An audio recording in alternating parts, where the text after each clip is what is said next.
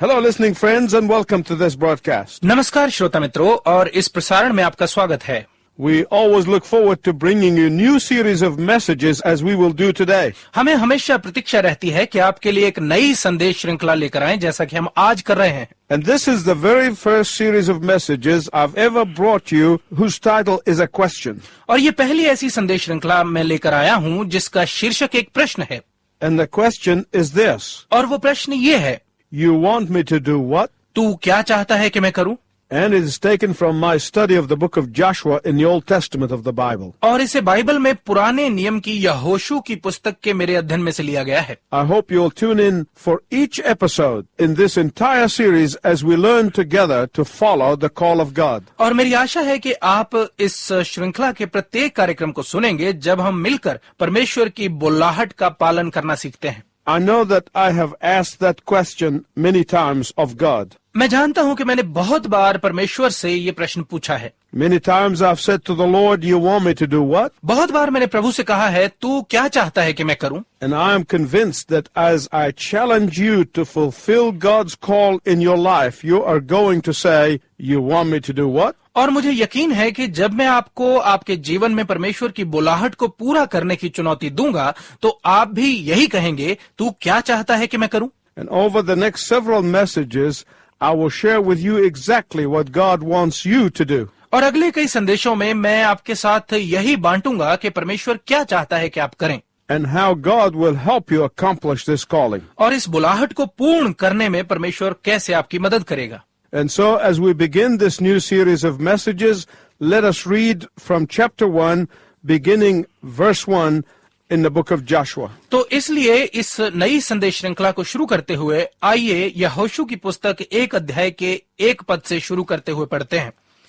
यहोवा के दास मूसा की मृत्यु के बाद यहोवा ने उसके सेवक यहोशू से, जो नून का पुत्र था, कहा, मेरा दास मूसा मर गया है, सो अब तू उठ, कमर बांध और इस सारी प्रजा समेत यरदन पार होकर उस देश को जा जिसे मैं उनको अर्थात इस्राएलियों को देता हूं। उस वचन के अनुसार जो मैंने मूसा से कहा, अर्थात जिस जिस स्थान पर तुम पांव धरोगे वह सब मैं तुम्हें दे देता हूं। जंगल और उस लबानोन से लेकर परात महानद तक और सूर्यास्त की ओर महासमुद्र तक हित्तियों का सारा देश तुम्हारा भाग ठहरेगा। तेरे जीवन भर कोई तेरे सामने ठहर न सकेगा। जैसे मैं मूसा के संग रहा वैसे ही तेरे संग भी रहूंगा, और ना तो मैं तुझे धोखा दूंगा और ना तुझको छोड़ूंगा। इसलिए हियाव बांध कर दृढ़ हो जा, क्योंकि जिस देश के देने की शपथ मैंने इन लोगों के पूर्वजों से खाई थी, उसका अधिकारी तू इन्हें करेगा। इतना हो कि तू हियाव बांधकर और बहुत दृढ़ होकर जो व्यवस्था मेरे दास मूसा ने तुझे दी है, उन सब के अनुसार करने में चौकसी करना, और उससे ना तो दाहिने मुड़ना और ना बाएं। जब जहां जहां तू जाएगा तब वहां वहां तेरा काम सफल होगा। व्यवस्था की ये पुस्तक तेरे चित्त से कभी न उतरने पाए। इसी में दिन रात ध्यान दिए रहना, इसलिए कि जो कुछ उसमें लिखा है उसके अनुसार करने की तू चौकसी करे, क्योंकि ऐसा ही करने से तेरे सब काम सफल होंगे और तू प्रभावशाली होगा। क्या मैंने तुझे आज्ञा नहीं दी? हियाव बांधकर दृढ़ हो जा, भय ना खा और तेरा मन कच्चा ना हो, क्योंकि जहां जहां तू जाएगा वहां वहां तेरा परमेश्वर यहोवा तेरे संग रहेगा। So the first thing God wants us to do is to step up. तो पहला काम परमेश्वर हमसे ये चाहता है कि हम आगे आएं। Every single one of us is like Joshua standing on the threshold of great work. हम में से प्रत्येक जन यहोशू के समान है और किसी महान कार्य की दहलीज पर खड़ा है। The work of God in the Old Testament was left up to the prophets and the priests. पुराने नियम में परमेश्वर के काम की जिम्मेदारी याजकों और भविष्यवक्ताओं की होती थी। But in the New Testament, all believers in Jesus Christ are called to be prophets and priests. परंतु नए नियम में यीशु मसीह में हर विश्वासी को भविष्यवक्ता और याजक होने के लिए बुलाया गया है। Therefore, not a single follower of Christ listening to me today can say, that's not for me. इसलिए मुझे सुनने वाला मसीह का एक भी अनुयायी ये नहीं कह सकता कि ये मेरे लिए नहीं है। Joshua's task is our task. यहोशू का काम हमारा काम है। Joshua's call is our call. यहोशू की बुलाहट हमारी बुलाहट है। And when God calls us to do His work, God always gives you all the encouragements you need. और जब परमेश्वर हमें उसका काम करने के लिए बुलाता है तो वो हमेशा आपको पर्याप्त प्रोत्साहन भी देता है। 3 times God encouraged Joshua in just few verses. कुछ ही पदों में परमेश्वर ने यहोशू को 3 बार प्रोत्साहित किया। For Joshua, his task was to conquer a fortified city called Jericho. यहोशू के लिए उसका काम यह था कि उसे यरीहो नामक मजबूत एक शहर को जीतना था। For you, it may be a colleague at work or a neighbor with a hard heart. आपके लिए ये काम अपने किसी सहकर्मी को या कठोर हृदय के अपने पड़ोसी को जीतना हो सकता है। And that person might be opposed to even hearing about Christ. और हो सकता है कि वो व्यक्ति मसीह के विषय में सुनना तक ना चाहता हो। That person could be harsh on the outside, but desperate on the inside. वो व्यक्ति बाहर से कठोर लेकिन अंदर से बेचैन हो सकता है। So let's look at how Joshua faced his fortified city. तो आइए देखें कि यहोशू ने अपने दृढ़ शहर पर कैसे विजय पाई। When God called Joshua to step up and do the work that God called him to do, it was a time of crisis, confusion, and upheaval. जब परमेश्वर ने यहोशू को बुलाया कि वो सामने आकर उस काम को करे जिसे करने के लिए परमेश्वर ने उसे बुलाया था, तो ये संकट, उलझन और उथल पुथल का समय था। It was a time of powerful enemies on the outside and moral decline on the inside. ये ऐसा समय था जब बाहर एक बलवंत शत्रु था और अंदर नैतिक गिरावट चल रही थी। And we are living in one of those times today. और आज हम भी उन्हीं में से एक समय में जी रहे हैं। On the outside, we face wars and violence. बाहर हम युद्ध और हिंसा का सामना करते हैं, But on the inside, people are turning away from the truth in order to follow what is easy. और अंदर से लोग सच्चाई से फिर रहे हैं, जो कि आसान है, वो उसे मानने के लिए तैयार हो रहे हैं। And the world needs to see people who love God and His Word more than comfort. और संसार को ऐसे लोगों को देखने की जरूरत है जो परमेश्वर से और उसके वचन के साथ अपने आराम से अधिक प्रेम करते हैं। Look with me again at chapter 1 of the book of Joshua. मेरे साथ फिर से यहोशू की पुस्तक 1 अध्याय पर गौर करें। The first few verses tell us that the great leader Moses has died. पहले कुछ पद हमें बताते हैं कि महान अगुआ मूसा मर चुका था And now it is Joshua's time to step up into leadership. और अब समय था कि यहोशू आगे आकर नेतृत्व को संभाले। Some of you may be feeling the call of God upon your life, आप में से कई अपने जीवन के लिए परमेश्वर की बुलाहट को महसूस कर रहे होंगे, but you have misgivings. परंतु आपके मन में आशंकाएं हैं। Some of you may feel inadequate. आप में से कई अयोग्य महसूस कर रहे होंगे। Some of you are saying with Joshua, you want me to do what? आप में से कई यहोशू के सुर में कह रहे होंगे, तू क्या चाहता है कि मैं करूं? Be a witness for Christ? मसीह के लिए साक्षी बनूं? Tell how Christ saved me? ये बताऊं कि मसीह ने मुझे कैसे बचाया? If that's how you feel, you're not alone. यदि आप ऐसा महसूस करते हैं तो आप अकेले नहीं हैं। Joshua's heart was probably skipping several beats when God called him. जब परमेश्वर ने यहोशू को बुलाया तो शायद उसके हृदय की धड़कनें कई बार रुकने लगी होंगी। And that is why God had to encourage Joshua 3 times. और इसीलिए परमेश्वर को 3 बार यहोशू को प्रोत्साहित करना पड़ा। I think Joshua was very contented to live under Moses' leadership. और मेरे विचार से यहोशू मूसा के नेतृत्व में रहकर बहुत संतुष्ट रहा होगा। Many of you are contented with the fact that somebody else is doing all the work. आप में से कई हैं जो इस तथ्य से बहुत संतुष्ट हैं कि कोई और सारा काम कर रहा है। But here's the reality. परंतु सच्चाई ये है, The work of the Lord will not be accomplished until all His followers step up. प्रभु का काम तब तक पूरा नहीं होगा जब तक उसके सब मानने वाले सामने नहीं आते। And just as God was preparing Joshua for 40 years, God will prepare you for His work. और जैसे परमेश्वर यहोशू को 40 वर्षों से तैयार कर रहा था, वैसे ही वो आपको भी अपने काम के लिए तैयार करेगा। God will encourage you and minister to you. परमेश्वर आपको प्रोत्साहित करेगा और आपकी सहायता करेगा। Imagine how Joshua must have felt in this situation. कल्पना करें इस स्थिति में यहोशू ने क्या महसूस किया होगा। God had called Joshua to lead God's people against a fortified city. परमेश्वर ने यहोशू को बुलाया था कि वो एक दृढ़ शहर के विरुद्ध उसके लोगों की अगुवाई करे। And these people were a young nation with inexperienced army. और ये लोग एक अनुभवहीन सेना के साथ एक जवान जाति थी। And they were facing an ancient civilization with a well-trained military. और वो एक प्राचीन जाति का सामना करने जा रहे थे जिनके पास अच्छी प्रशिक्षित सेना थी।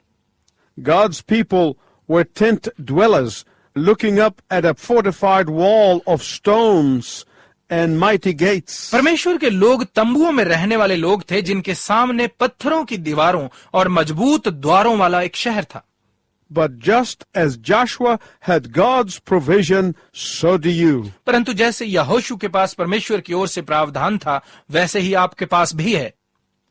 Jesus said to his disciples, Lo, I will be with you always, therefore go. यीशु ने अपने शिष्यों से कहा, देखो मैं सर्वदा तुम्हारे साथ रहूंगा, इसलिए जाओ। All that God is asking you to do is to step up. परमेश्वर केवल आपसे इतना ही कह रहा है कि आप आगे आएं। Say, Here I am. कहें, मैं यहाँ हूँ। God will carry you. परमेश्वर आपको ले चलेगा। God knew that he was going to carry his children across the river Jordan. परमेश्वर को पता था कि उसे अपने बच्चों को यरदन नदी के पार लेकर चलना है। God was going to carry his children past the walls of Jericho. परमेश्वर अपने लोगों को यरीहो की दीवारों के पार ले जाने वाला था। God was going to carry his children all the way to the other side. परमेश्वर अपने बच्चों को दूसरी तरफ ले जाने वाला था, But they had to show up. परंतु उन्हें उपलब्ध होना जरूरी था। God's people had to be prepared. परमेश्वर के लोगों को तैयार होना जरूरी था। God's people had to be ready to win. परमेश्वर के लोगों को जीतने के लिए तैयार होना आवश्यक था। God's people had to be ready for victory. परमेश्वर के लोगों को विजय के लिए तैयार होना जरूरी था। God's people had to be ready to obey God's instructions. परमेश्वर के लोगों को उसके निर्देशों का पालन करने के लिए तैयार होना जरूरी था। All they needed to do is to step up. उन्हें केवल आगे आने की जरूरत थी। So the question of this series of messages is, you want me to do what? तो इस संदेश श्रृंखला का प्रश्न ये है, तू क्या चाहता है कि मैं करूं? The first answer to that question is step up. इस प्रश्न का पहला उत्तर है, आगे आएं। God is giving us 3 calls to encourage us today. परमेश्वर आज हमें प्रोत्साहित करने के लिए 3 बुलाहटें दे रहा है। Whenever you go into Satan's territories, he's not very happy. जब भी आप शैतान के क्षेत्रों में प्रवेश करते हैं तो वो खुश नहीं होता। But remember this, परंतु ये याद रखें, God never gives us a command without provision. परमेश्वर बिना प्रावधान के कभी भी हमें आज्ञा नहीं देता। God never gives a command without a promise. परमेश्वर प्रतिज्ञा के बिना हमें कभी आज्ञा नहीं देता। In verse 5 of chapter 1, God gives Joshua an encouragement. 1 अध्याय के 5 पद में परमेश्वर यहोशू को एक प्रोत्साहन देता है। No one will be able to stand up against you all the days of your life. तेरे पूरे जीवन भर कोई भी तेरे सामने खड़ा नहीं हो पाएगा। As I was with Moses, I will be with you. I will never leave you nor forsake you. जैसे मैं मूसा के साथ रहा, तेरे साथ भी रहूंगा। मैं कभी ना तुझे छोड़ूंगा और ना त्यागूंगा। God says that he will never abandon Joshua. परमेश्वर कहता है कि वो कभी यहोशू को नहीं त्यागेगा। In fact, God said it 3 times. बल्कि परमेश्वर ने 3 बार ऐसा कहा। Why 3 times? 3 बार ही क्यों? Because you can be absolutely sure that Joshua was terrified and he needed 3 affirmations, one after another. क्योंकि आप यकीन माने कि यहोशू भयभीत था और उसे एक के बाद एक आश्वासन की जरूरत थी। First, God gave Joshua an encouragement in the promise of God. सबसे पहले परमेश्वर ने यहोशू को अपनी एक प्रतिज्ञा में एक प्रोत्साहन दिया। Second, God gave Joshua an encouragement in the Word of God. दूसरा, परमेश्वर ने उसे अपने वचन में से एक प्रोत्साहन दिया। Third, God gave Joshua an encouragement in the presence of God. तीसरा, परमेश्वर ने यहोशू को अपनी उपस्थिति का एक प्रोत्साहन दिया। Encouragement number 1 for Joshua is the promise of God. यहोशू के लिए पहला प्रोत्साहन था परमेश्वर की प्रतिज्ञा। Look at chapter 1 verse 6 of the book of Joshua. यहोशू की पुस्तक 1 अध्याय के 6 पद को देखिए। Be strong and courageous, because you will lead these people to inherit the land I swore to their forefathers to give them. इसलिए हियाव बांधकर दृढ़ हो जा, क्योंकि जिस देश के देने की शपथ मैंने इन लोगों के पूर्वजों से खाई थी, उसका अधिकारी तू इन्हें करेगा। When you are serving God's purpose, जब आप परमेश्वर के उद्देश्य को पूरा करते हैं, when you are sharing God's message of salvation, जब आप परमेश्वर के उद्धार के संदेश का प्रचार करते हैं, when you are witnessing on behalf of God, जब आप परमेश्वर की तरफ से साक्षी देते हैं, You can do God's work with courage because God promised it and God will not fail you. तो आप साहस के साथ परमेश्वर का कार्य कर सकते हैं क्योंकि परमेश्वर ने इसका वादा किया है और आपको वो धोखा नहीं देगा। God reminded Joshua of his promise to Abraham that God's people will enter into the promised land. परमेश्वर ने यहोशू को अब्राहम के साथ किया अपना वादा स्मरण दिलाया कि परमेश्वर के लोग प्रतिज्ञा के देश में प्रवेश करेंगे। Over 400 years the people waited. 400 वर्षों से अधिक समय से लोग इसकी प्रतीक्षा में थे। But God will not forget his promise no matter how long it takes. परंतु चाहे जितना भी समय लगे परमेश्वर अपने वादों को नहीं भूलता। When you tell other people about what God has done in your life, जब आप दूसरे लोगों को बताते हैं कि परमेश्वर ने आपके लिए क्या किया है, God will keep his promises to you. तो परमेश्वर आपके साथ किए अपने वादे को पूरा करेगा। And when you trust in God's promises, you will have confidence. और जब आप परमेश्वर के वादों पर भरोसा रखते हैं तो आपके अंदर विश्वास होगा। You will not be worried about rejection or results. आप नतीजों या अस्वीकारता के बारे में चिंतित नहीं होंगे। You will not be worried about perceptions. आप धारणाओं को लेकर चिंतित नहीं होंगे। You will not be worried about critics. आप आलोचकों को लेकर चिंतित नहीं होंगे। Why? क्यों? Because you are trusting in the promises of God. क्योंकि आप परमेश्वर की प्रतिज्ञाओं पर भरोसा करते हैं। Encouragement number 2 for Joshua was in the word of God, as we see in verses 7 and 8. यहोशू के लिए दूसरा प्रोत्साहन परमेश्वर के वचन में था, जैसे कि हम 7 और 8 पदों में देखते हैं। In verse 8 says, "Do not let this book of the law depart from your mouth." और 8 पद कहता है, व्यवस्था की ये पुस्तक तेरे चित्त से कभी न उतरने पाए। Meditate on it day and night so that you may be careful to do everything written in it. Then you will be prosperous and successful. इसी में दिन रात ध्यान दिए रहना, इसलिए कि जो कुछ उसमें लिखा है उसके अनुसार करने की तू चौकसी करे, क्योंकि ऐसा ही करने से तू सफल और समृद्ध होगा। My listening friend, please listen very carefully. मेरे श्रोता मित्र कृपया ध्यानपूर्वक सुने। God's word has power in it. परमेश्वर के वचन में शक्ति है। Obey it and experience its power firsthand. इसका पालन करें और प्रत्यक्ष इसकी शक्ति का अनुभव करें। Oh, you might have some setbacks. ओ हाँ, शायद आपको कुछ कठिनाइयां भी झेलनी पड़े। You might face some mockery. शायद आपको उपहास का भी सामना करना पड़े। You may face stiff opposition. शायद आपको गहन विरोध का भी सामना करना पड़े। But if you stand firm, you'll be amazed at how quickly the others will crumble. परंतु यदि आप दृढ़ खड़े रहें तो आप हैरान रह जाएंगे ये देखकर कि दूसरे कितनी जल्दी टूट जाएंगे। God said to Joshua परमेश्वर ने यहोशू से कहा that true prosperity and success will come from holding tenaciously onto the word of God. कि सच्ची समृद्धि और सफलता दृढ़ता के साथ परमेश्वर के वचन को थामे रहने से ही मिलेगी। Encouragement number 3 for Joshua was in the presence of God. यहोशू का तीसरा प्रोत्साहन परमेश्वर की उपस्थिति में था। Look at chapter 1 verse 9 of the book of Joshua. यहोशू की पुस्तक 1 अध्याय के 9 पद को देखिए। Have I not commanded you? Be strong and courageous. Do not be terrified. Do not be discouraged, for the Lord your God will be with you wherever you go. क्या मैंने तुझे आज्ञा नहीं दी? हियाव बांधकर दृढ़ हो जा, भय ना खा और तेरा मन कच्चा ना हो, क्योंकि जहां जहां तू जाएगा वहां वहां तेरा परमेश्वर यहोवा तेरे संग रहेगा। I can imagine Joshua after 2 encouragements still shaking at his knees. मैं कल्पना कर सकता हूं कि यहोशू 2 प्रोत्साहनों के बाद भी कांप रहा होगा। Joshua had received the promise and the word of God, but he still had doubts. यहोशू ने प्रतिज्ञा और परमेश्वर के वचन को प्राप्त कर लिया था, परंतु उसके मन में अभी भी शंकाएं थी। So God had to encourage Joshua for the 3rd time. इसलिए परमेश्वर को यहोशू को तीसरी बार प्रोत्साहित करना पड़ा।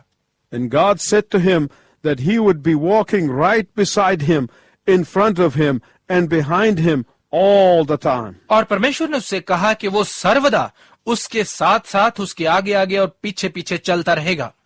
Joshua probably was thinking after the first 2 promises, what good will the promise and the word of God would do me when I am at the heat of the battle? शायद पहली 2 प्रतिज्ञाओं के बाद यहोशू सोच रहा होगा कि परमेश्वर की प्रतिज्ञा और उसका वचन उस समय मेरा क्या भला करेगा जब मैं गहन युद्ध में होऊंगा। What good will the promise and the word of God do me when I face these giants with spears? परमेश्वर का वचन और प्रतिज्ञा उस समय मेरे किस काम का होगा जब मैं भाले लिए हुए इन दानवों का सामना करूंगा। That is why God said, you have my promise, you obey my word, but what is even more than that, you have my presence, and I will stick to you closer than your own skin. इसीलिए परमेश्वर ने कहा, मैंने तेरे साथ प्रतिज्ञा की है, तू मेरे वचन का पालन कर, परंतु इससे भी बड़ी बात यह है कि मेरी उपस्थिति तेरे संग है और मैं तेरे अपने शरीर से अधिक तेरे समीप रहूंगा। There is no secret for victory here. It is all revealed. यहाँ विजय का कोई रहस्य नहीं है, सब प्रकट किया गया है। When you have intimacy with God on a daily basis, जब आप प्रतिदिन परमेश्वर की समीपता में रहते हैं, when you are listening to God on a daily basis, जब आप प्रतिदिन परमेश्वर की आवाज को सुनते हैं, when you trust in the presence of God moment by moment, जब आप प्रत्येक क्षण परमेश्वर की उपस्थिति में भरोसा रखते हैं, God will give you victory. तो परमेश्वर आपको विजय देगा। And I pray that God will give you victory today. और मेरी प्रार्थना है कि परमेश्वर आपको आज ही विजय दे। And I hope that you will join us again in the next message as we continue learning how to follow God's call. और मुझे आशा है कि आप अगली बार भी हमारे साथ रहें जब हम सीखना जारी रखते हैं कि परमेश्वर की बुलाहट का पालन कैसे किया जाए। Until next time, I wish you God's richest blessing. अगली बार तक मैं आपके लिए परमेश्वर की उत्तम आशीष की कामना करता हूँ।